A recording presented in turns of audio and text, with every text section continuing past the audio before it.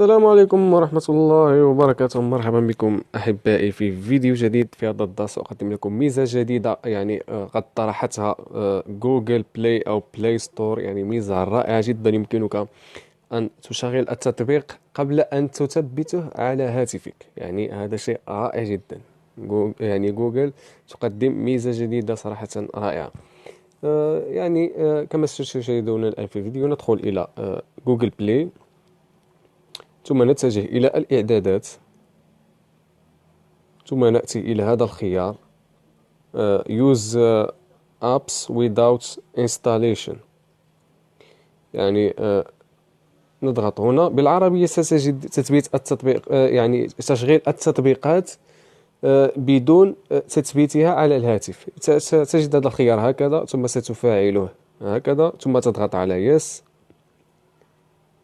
نعم، بعد ضغطك على Yes ستتجه إلى ماي ابس، يعني تطبيقاتي والالعاب الخاصه بي، ثم تاتي الى انستاليت المثبته. هنا ستجد او هنا ستضغط على تحديث. يجب ان يكون لديك جوجل، يعني اخر اصدار، يعني يجب ان تعمل تحديث للتطبيقات لديك.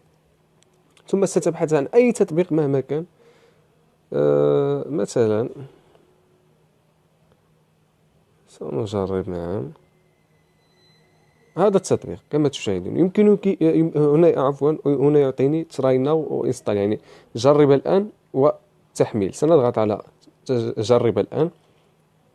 كما تشاهدون يمكنني تشغيل التطبيق على هاتفي بدون تحميله في الهاتف.